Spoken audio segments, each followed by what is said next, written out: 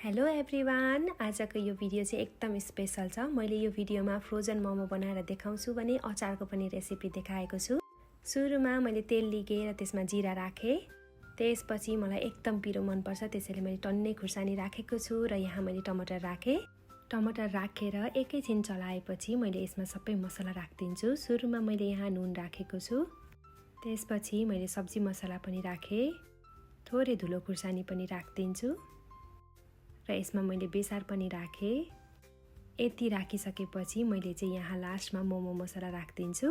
हजुरहरूले अचारमा मोमो मसला राखेर ट्राई गर्नुभएको छैन भने एकचोटि अवश्य पनि ट्राई गर्नुहोला। यसले चाहिँ अचारको टेस्ट एकदम मिठो बनाउँछ। सबै कुरालाई राम्ररी मिक्स गरिसकेपछि अब अचारलाई म छोपेर पाक्न दिन्छु। लगभग 5 मिनेटपछि अचार चाहिँ यस्तो देखिएको छ। टमाटर एकदम मजाले पाकेको छ। अब यसलाई म सेलाउनलाई छोडिदिन्छु। अब चाहिँ मोमो बनाउनको लागि मैले यो भाँडामा पानी राख्दैछु।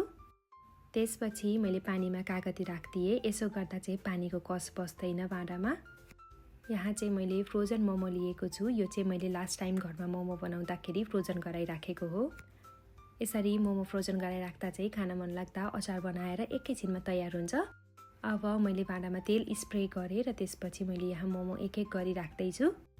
यो फ्रोजन मोमोलाई पकाउँदा चाहिँ हामीले मोमोको बीचमा ग्याप राख्नुपर्ने हुन्छ।